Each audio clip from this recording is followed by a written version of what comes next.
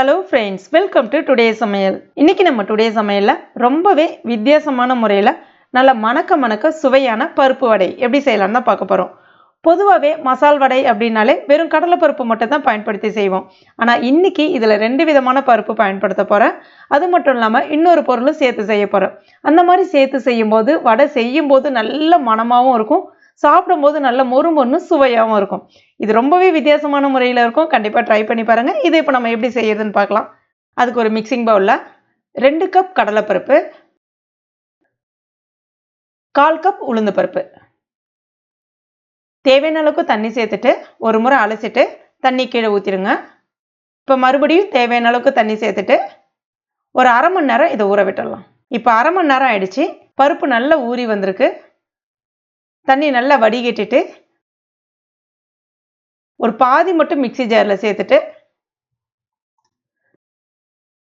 10 வரமிளகா, கொஞ்சம் காரம் இருந்தால் தான் இந்த வடை வந்து நல்லாயிருக்கும், அதனால் 10 வரமிளகா சேர்த்துருக்கேன்.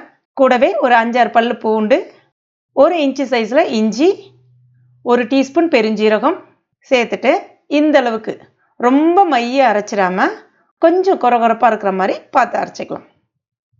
இப்போ இதை ஒரு பவுலில் சேர்த்துட்டு மறுபடியும் மிச்சம் இருக்கக்கூடிய பருப்பை நல்லா தண்ணியை வடிகட்டிட்டு மிக்சி ஜாரில் சேர்த்துட்டு இதை வந்து ஏற்கனவே அரைச்சதை விட இன்னும் கொஞ்சம் கொரகொரப்பாக அரைக்கணும். இப்போ பாருங்கள், இந்த அளவுக்கு கொரகொரப்பாக இருக்கணும். இப்போ இதையும் இது கூட சேர்த்துடலாம்.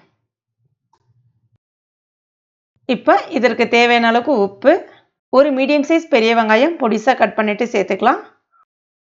கூடவே 2 கைப்பிடி அளவுக்கு சிறுகீரை, எந்த கீரை வேணாலும் பயன்படுத்திக்கலாம், ஆனால் சிறுகீரை சேர்த்து செய்யும்போது நல்ல சுவையாக இருக்கும்.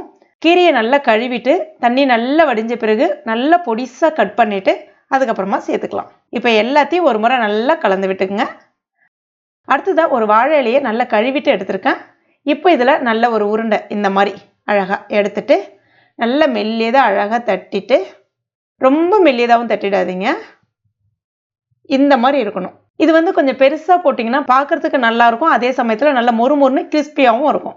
இப்போ எண்ணெய் வந்து மீடியம் ஹீட்டில் இருக்குது. ரொம்ப சூடாக இருந்துச்சுன்னா மேலே பட்டுன்னு கரிஞ்சு போன மாதிரி ஆகிடும். மிதமான சூட்டில் இருக்கட்டும். ஸ்டவ்வும் மீடியம் ஃப்ளேமில் வச்சுட்டு இதை இப்போ நம்ம போட்டுடலாம். கொஞ்ச நேரத்தில் நல்லா ஒரு பக்கம் அப்படியே சிவந்து போன மாதிரி வரும். அதுக்கப்புறமா திருப்பி போட்டுக்குங்க.